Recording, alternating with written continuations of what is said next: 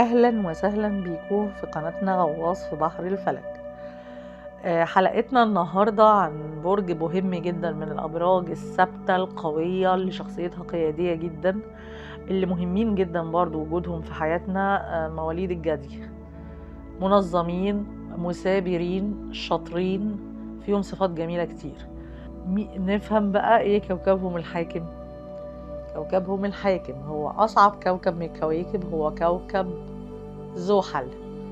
كوكب زحل بيتقال عليه المعلم الصارم، وكذلك مولود الجدي. جدي يعني شخصية حازمة جدا، مهتمة جدا بالرولز والقوانين، ما يحبش الفوضى، يحب اللي بيشتغل يدي حق الشغل.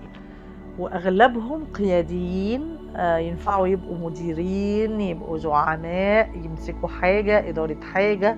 رؤساء كتير عدوا من برج الجدي. في رئيسين سابقين في مصر كانوا جدي، هم وملك من الملوك، قصدي الخديوي اسماعيل.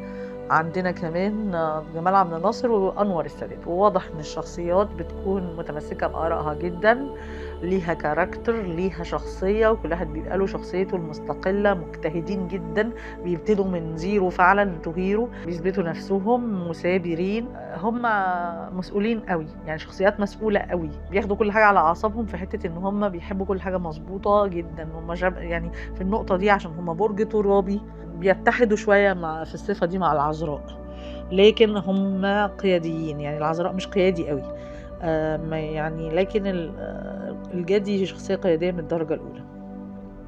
بيتمسك طبعا بآرائه، يعني حازم جدا. مشكلته انه هو كئيب شوية، ميوله كده يعني احيانا كلاسيكي موت، يعني ميوله كئيبة، احيانا بيبقى حزين كده بدون سبب. ده طبعا تأثير زحل، هو كوكبه يعني كوكب اللي هو كوكب النحس يعني شوية، أو النكد. هو زحل بيدي مشاعر سلبية أحيانا، فهو يعني ساعات كتير اللي بيعاشر حد جادي يقول ده دراماتيك قوي، حزين كده كتير، بيجيله اكتئاب كتير. هي دي من عيوب الجدي الحقيقة، بس في المقابل في مزايا كتير قوي. وعلى فكرة هو مبدع وشاطر وبيحب شغله جدا جدا جدا جدا، ومتفاني جدا في انه يوصل لحاجة ويحقق مركز مرموق، واغلب المراكز المرموقة ونجوم المجتمع برضو كتير فنانين، اسامي لا تعد ولا تحصى من برج الجدي. كتير كتير كتير، يعني حتى في منهم نجوم كوميديا، يعني مش شرط ان هم حزن، يعني مود الحزن ده بيجي من وقت للتاني، لكن عندهم برضو جوانب فنية جدا.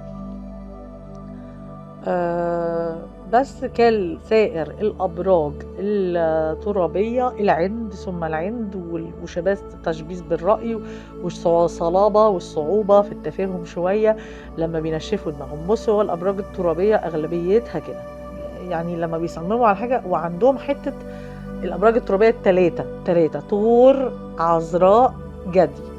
الثلاث أبراج الترابية دي بيكون من صفاتهم الأساسية إن ما بينسوش الإساءة وبيحبوا ياخدوا حقهم. فهم أبراج أصلها صلبة، مش مرنة.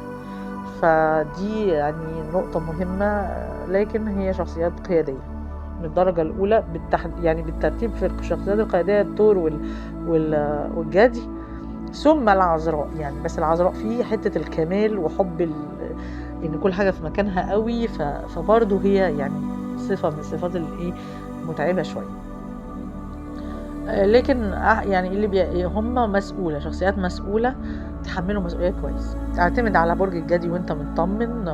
برج الجدي مثابر وشاطر جدا وحكيم على فكرة، وبيفكر كويس. من اهم برضه صفاته ما ياخدش اوامر، ده ما ياخدش اوامر خالص. الجدي يعني يقول لا على طول، لانه ما بيحبش حد يديله اوامر.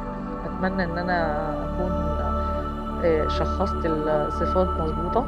وعايزة اوضح ان انا بشرح صفات الابراج رغم ان في ناس كتير عارفاها، عشان بس نقطة ان احنا عايزين نعرف نعمل برجنا ايه الشمسي وبرجنا الصاعد ايه، ونحاول نشوف شخصيتنا هتكون ايه من الميكس ده.